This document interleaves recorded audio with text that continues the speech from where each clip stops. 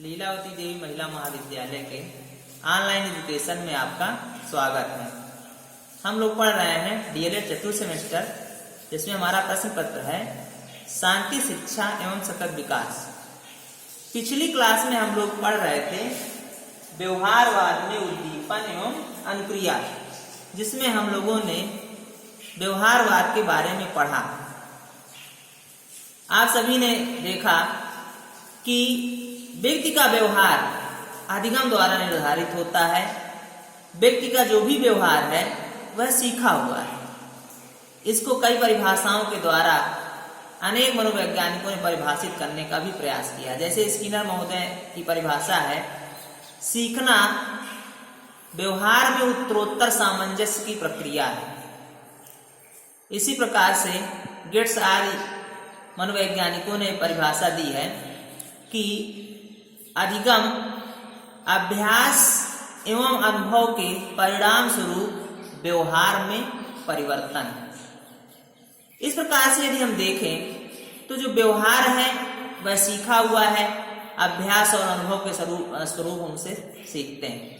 हमारे व्यवहार का निर्धारण हमारे शिक्षा के द्वारा ही होता है, क्योंकि शिक्षा ही हमें सीखने सिखाने का कार्य करती है। ऐसे में शांति के लिए निर्माणकारी व्यवहार के प्रोत्साहन हेतु हम रणनीति बना सकते हैं कि एक ऐसा व्यवहार हम बनाएं या ऐसे व्यवहार का हम सृजन करें जो शांति के लिए हो, और उसे प्रोत्साहन करने के लिए जो रणनीतियां हैं उस पर हम आज चर्चा करें। गांधी जी के अनुसार, गांधी जी का मानना है कि अगर हम विश्व को वास्तविक शांति का पाठ पढ़ाना चाहते हैं तो हमें शुरुआत बच्चों से करनी होगी, क्योंकि बच्चे हमारे समाज की नींव हैं। और यदि हम बच्चों को शांति का पाठ पढ़ा देते हैं तो धीरे धीरे हमारा समाज शांति से ओतप्रोत होगा, क्योंकि शांति के बिना हम समाज की कल्पना ही नहीं कर सकते। इसी प्रकार मारिया मॉन्टेसरी के अनुसार सारी शिक्षा शांति के लिए ही है। मतलब जो भी शिक्षा व्यवस्था की गई है, जो भी शिक्षा आज प्रदान की जा रही है, वह सब शांति के लिए है। क्योंकि सबसे ज्यादा जरूरी है कि मनुष्य के मस्तिष्क में शांति हो, क्योंकि किसी ने सही कहा है कि युद्ध की शुरुआत मस्तिष्क से ही होती है। इसलिए यदि हम शिक्षा के माध्यम से एक सुंदर मस्तिष्क का निर्माण करेंगे, तभी हमारे एक अच्छे समाज, मैत्रीपूर्ण समाज का निर्माण संभव हो पाएगा। इसके लिए हमारी शिक्षा व्यवस्था ऐसी होनी चाहिए जो शांति से ओतप्रोत हो। आज वह समय आ गया है जब संपूर्ण विद्यालय का पाठ्यक्रम शांति से ओतप्रोत हो या शांति को दृष्टिगत रखकर बनाया गया हो। यदि हम शांति को ध्यान में रखते हुए पाठ्यक्रम का निर्माण करेंगे तो सीखना बहुत ही आनंददायक और सुखपूर्वक होगा। हम आसानी से कोई भी व्यवहार सीख पाएंगे। शांति के लिए शिक्षा के मुख्यतः दो लक्ष्य हैं। पहला है व्यक्तित्व का निर्माण, दूसरा है उत्तरदायी नागरिकों का निर्माण। यदि हम अच्छे व्यक्तित्व का निर्माण करते हैं तभी हम एक कुशल समाज या कुशल नागरिक का निर्माण कर सकते हैं। और वह जो उत्तरदायी नागरिक होगा वही अपने कर्तव्यों का पालन करेगा और अपनी भूमिका को इस प्रकार से निर्वहन करेगा जिससे हम एक सुंदर समाज की कल्पना कर सकते हैं। क्योंकि यदि व्यक्ति उत्तरदायी नहीं होंगे तो वह हिंसा, भ्रष्टाचार, जातिवाद, संप्रदायवाद और विभिन्न प्रकार के अपराधों को जन्म देंगे और समाज में लड़ाई झगड़ा, कलह आदि उत्पन्न होगा। इसके बाद हम देखेंगे शांति के लिए शिक्षा के मुख्य कार्य क्षेत्र। शिक्षा के वो कौन से कार्य क्षेत्र हैं जो शांति बनाए रखने के लिए आवश्यक है। तो पहला है शिक्षा के द्वारा व्यक्तियों में शांति के प्रति झुकाव पैदा करना। शिक्षा के माध्यम से ही व्यक्तियों में शांति के प्रति झुकाव पैदा किया जा सकता है या शांति की ओर उन्हें प्रेरित किया जा सकता है। इसके बाद है विद्यार्थियों के भीतर उन सामाजिक कौशलों और अभिरुचियों का पोषण जो दूसरों के साथ सामंजस्य पूर्वक जीने के लिए जरूरी है। यदि व्यक्ति स्वार्थी हो जाएगा, केवल अपने बारे में सोचेगा, तो हम जल्द ही ऐसे समाज में परिवर्तित हो जाएंगे जो पशुवत होगा, क्योंकि पशु अपने बारे में ही सोचता है। इसलिए सामाजिक कौशलों और अभिरुचियों का पोषण करना जरूरी है जो दूसरों के साथ सामंजस्यपूर्ण व्यवहार स्थापित करें। इसके बाद संविधान में सुविचारित सामाजिक न्याय की अवधारणा पर बल देना। संविधान में जो सामाजिक न्याय की बात की गई है उस पर अधिक से अधिक बल दिया जाए, लोगों को उसके बारे में समझाया जाए। इसके बाद है लोकतांत्रिक संस्कृति को प्रेरित करने वाले उत्प्रेरक के रूप में शिक्षा। शिक्षा ऐसी प्रदान की जाए जो लोकतांत्रिक संस्कृति को प्रेरित करे। लोकतंत्र मतलब ऐसा समाज जिसमें सबको समानता है, सबको अधिकार है, सबके कर्तव्य हैं और किसी प्रकार के भेदभाव की बात नहीं होती। इसके बाद धर्मनिरपेक्ष संस्कृति को प्रचारित करने की जरूरत और कर्तव्य। जब तक हम धर्मनिरपेक्ष संस्कृति को बल नहीं देंगे, अपने अपने धर्म को बढ़ावा देंगे, तब तक समाज में शांति संभव ही नहीं है। तो शिक्षा के माध्यम से धर्मनिरपेक्ष संस्कृति को बढ़ावा दिया जाए। इसके साथ ही शिक्षा के द्वारा राष्ट्रीय अखंडता को बढ़ावा देने के प्रयास। आप सभी जानते हैं कि हमारे देश में सबसे ज्यादा विभिन्नता है। उस विभिन्नता को हम शिक्षा के द्वारा ही एकता में परिवर्तित कर सकते हैं, और जब तक हम में एकता नहीं होगी तब तक हम शांति की कल्पना नहीं कर सकते। इसके बाद है जीवन शैली संबंधी एक आंदोलन के रूप में शांति के लिए शिक्षा। जो जीवन संबंधी शैली है उसके लिए शांति का मार्ग अपनाया जाए, जिससे हम अपनी आवश्यकताओं को नियंत्रित करते हुए एक ऐसे वातावरण का निर्माण करें जिसमें भेदभाव रहित हो और एक दूसरे का सहयोग और सहानुभूति परस्पर देखने को मिले। अब इसके बाद हम देखेंगे शांति के लिए शिक्षा प्रदान करते समय हमें निम्नलिखित सुझावों पर ध्यान देना होगा। जब हम शांति के लिए शिक्षा प्रदान कर रहे हों उस समय इन सुझावों पर ध्यान देना अति आवश्यक है। तो कौन कौन सुझाव है? पहला है बच्चों के प्राथमिक विद्यालयी वर्षों में मूल्यों की नींव रखने और व्यक्तित्व के निर्माण पर जोर दिया जा सकता है। प्राथमिक विद्यालय में जब बालक का प्रवेश होता है तो वहीं पर उसका समाजीकरण प्रारंभ होता है, और यदि उन्हीं दिनों में हम मूल्यों की नींव रखें, उनमें सदाचार, प्रेम, अहिंसा, त्याग, बलिदान आदि की कहानियां सुनाएं और उन्हें ऐसा व्यक्तित्व प्रदान करें जो भाईचारा से परिपूर्ण हो, तो हम निश्चय ही एक ऐसे समाज का निर्माण करने में सक्षम हो जाएंगे जो कल्याणकारी होगा, मानवतावादी होगा। इसके बाद नंबर 2 है उच्चतर प्राथमिक विद्यालय के दौरान विद्यार्थी भारतीय इतिहास, दर्शन और संस्कृति के परिप्रेक्ष्य में शांति की संस्कृति को देख पाने में समर्थ बन सके।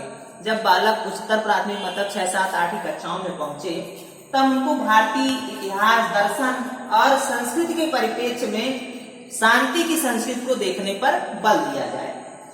इसके बाद है शांति के लिए शिक्षा नागरिकता संबंधी शिक्षा पर अधिक केंद्रित होनी चाहिए।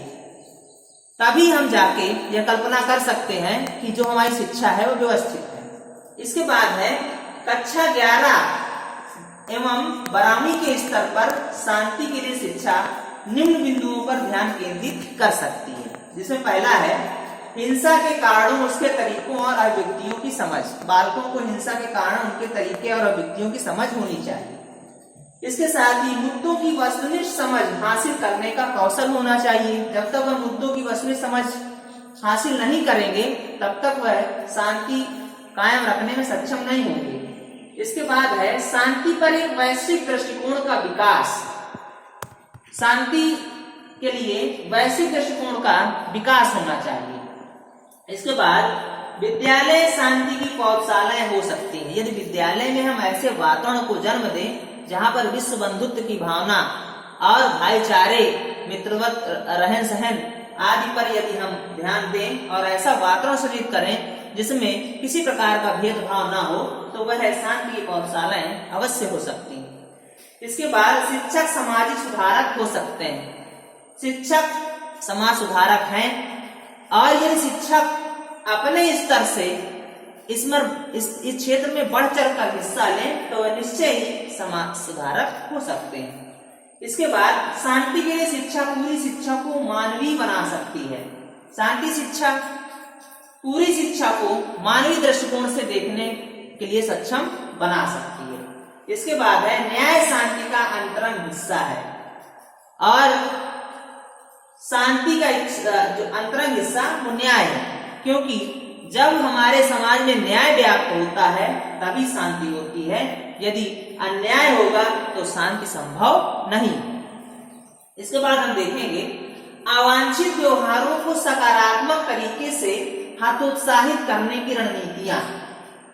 समाज में या व्यक्ति के जो भी अवांछित व्यवहार हैं उनको यदि हम सकारात्मक तरीके से हतोत्साहित कर दें तो हम एक अच्छे समाज का निर्माण कर सकते हैं और हम शांति की कल्पना निश्चय ही कर सकते हैं। उसके लिए हम क्या कर सकते हैं, वाद विवाद संगोष्ठी और श्रव्य दृश्य का आयोजन करके आयोजन में शांति को शामिल कर छात्रों को शांति निर्माण के कौशल विकसित कर सकते हैं। हम जो विभिन्न प्रकार की वाद विवाद प्रतियोगिताएं हैं, संगोष्ठी है, श्रव्य दृश्य आदि का आयोजन करके छात्रों में हम शांति निर्माण के कौशलों को विकसित कर सकते हैं। इसके साथ ही भूमिका निभाने, बालक को विभिन्न प्रकार के रोल प्ले करने, नाटकों कविताओं के सृजन, शांति गीत में बच्चों की भागीदारी करके हम उनके अंतर्गत शांति के भाव ला सकते हैं, अवांछित व्यवहार दूर कर सकते हैं। इसके बाद अंतरराष्ट्रीय दिवसों आदि में बच्चों की भागीदारी।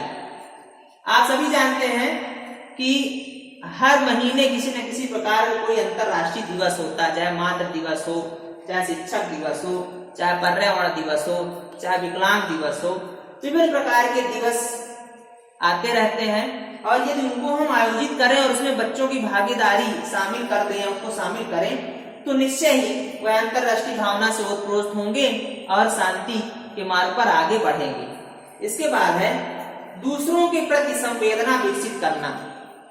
जब तक हम बालक को दूसरों के प्रति संवेदना विकसित नहीं करेंगे या दूसरों के प्रति आदर की भावना विकसित नहीं करेंगे तब तक हम शांति के लिए बात नहीं कर सकते हैं। बहुत जरूरी है कि बालक दूसरों की को अहमियत दे, उनके कष्ट, उनके विभिन्न प्रकार की समस्याओं को समझे और स्वार्थ की भावना से दूर रहे। इसके बाद है स्कूल और पड़ोस में धार्मिक उत्सवों और राष्ट्रीय दिवसों को मनाना।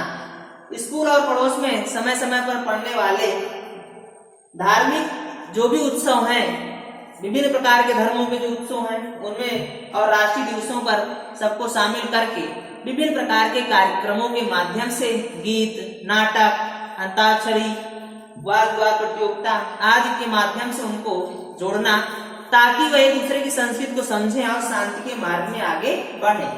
इसके बाद है सहनशीलता और समझ को बढ़ाने के लिए कहानियों और चर्चाओं को बढ़ावा देना। सहनशीलता को बढ़ाने के लिए या सहनशीलता और समझ को बढ़ाने के लिए विभिन्न प्रकार की कहानियों, चर्चाओं और जीवनियों के माध्यम से बालकों को इस प्रकार से प्रेरित किया जा सकता है कि वह शांति के मार्ग पर आगे बढ़ें और वसुधैव कुटुंबकम की भावना से ओतप्रोत हों। इसके बाद है अगला टॉपिक है सकारात्मक व्यवहारिक हस्तक्षेप और सहयोग। यदि हम शांति के बारे में केवल सैद्धांतिक पक्ष पर ही बल देंगे तो हम किसी प्रकार से भी शांतिपूर्ण माहौल को स्थापित करने में सफल नहीं हो पाएंगे। इसलिए यह बहुत जरूरी है कि सकारात्मक व्यवहारिक हस्तक्षेप अत्यंत आवश्यक है। अभिभावक के रूप में, माता पिता के रूप में, शिक्षक के रूप में जब तक सकारात्मक व्यवहारिक हस्तक्षेप और सहयोग समाज द्वारा नहीं किया जाता है तब तक हम एक अच्छे समाज का निर्माण नहीं कर सकते। सकारात्मक व्यवहारिक हस्तक्षेप और सहयोग के लिए समय समय पर विद्यालय में नाट्य प्रतियोगिताएं, कविताएं, विभिन्न प्रकार की गोष्ठियां चलचित्र, टेलीविजन के माध्यम से और विभिन्न प्रकार के रेडियो आदि के कार्यक्रमों के माध्यम से हम ऐसे कार्यक्रमों में बालकों को शामिल कर सकते हैं जो मित्रता, भाईचारा, विश्व बंधुत्व और राष्ट्रीय एकता के से संबंधित कार्यक्रम हों और उनमें शामिल होने पर बालक में सहयोग की भावना उत्पन्न होगी। और यह तभी संभव है जब हम अपनी भूमिका का निर्वहन और अपने उत्तरदायित्वों का निर्वहन सही से करें। यदि हम अंततोगत्वा बात करें तो शिक्षक एक ऐसा केंद्र बिंदु है जिसके माध्यम से हम एक सकारात्मक हस्तक्षेप की बात कर सकते हैं। यदि शिक्षक शांति का माहौल स्थापित करें, विद्यालय में ऐसे आदर्श को प्रस्तुत करें जिससे बालक प्रभावित हों और उनको ऐसे राह, ऐसे मार्ग का अनुसरण करने के लिए प्रेरित करें जो समाज कल्याण से प्रेरित है, ओतप्रोत है, तो निश्चय ही हम एक अच्छे समाज की परिकल्पना कर सकते हैं।